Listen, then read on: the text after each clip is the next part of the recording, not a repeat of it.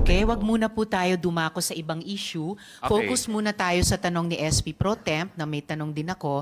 Mamaya, dadako po tayo sa ibang mga issue pati yung nabanggit nyo. So let's please focus. Okay. Boses doon, ako po'y talagang nag-conclude na meron talagang pilit na naninira sa akin.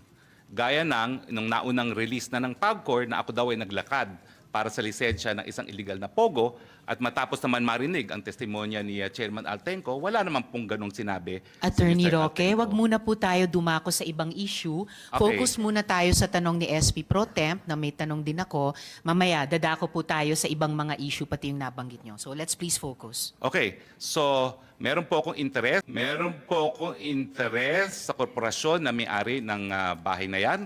In fact, in the near future, I am concluding a transaction na kukunin ko yung buong korporasyon na may-ari ng bahay na yan. Now, pero ang ine-emphasize ko po, regardless of the ownership, there is a contract of lease which is duly notarized and which I will submit before this honorable body, which means na ang possession po dyan is in the hands of Ms. Wan Yu, who is a legal resident of the Philippines with an alien certificate of registration and in possession of a 9G working visa.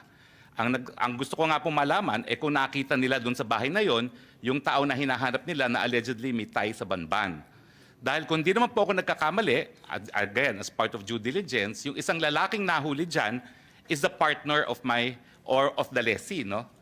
Hindi ko naman po tinatanggi na may interest talaga ako dyan sa korporasyon na yan, albeit not 100% as of yet, pero magiging 100% na po yan. Now, yun nga po, yung lalaki, ang alam ko, is the partner of one yun, and alam nyo po, hanggang ngayon, meron akong katiwala doon. Kasi nga po, nais ko masigurado na yung lessee will only use the premises for residential purposes, no? Dahil nung ako po ay nasa gobyerno pa, may mga nagrereklamo sa mga villages gaya ng multinational village na ginagawang pogo at 70 people at a time ang nasa residential homes. So nagtalaga pa ako ng caretaker para masigurado na wala pong ganyan at ang caretaker's report naman ay talagang hanggang 3 tao lang ang nakatira ron. Ang question po is, yun nga po, kung yung lalaking nahuli ay siyang merong tie sa Banban at dahil ang alam ko po, nag-due diligence din naman kami kung sino yung lalaking yon, partner yon nung aking lessee, but gentleman of leisure po yun eh. Ang sinasabi nung aking katiwala, hindi naman umaalis ng bahay, golf lang ng golf kasi may golf course po dyan at nang tinanong namin minsan ano ba ang trabaho niya, sabi niya he is a digital nomad. No? You have perhaps heard one of the biggest announcements from the President during his State of the Nation last week, which is the Urban Ban of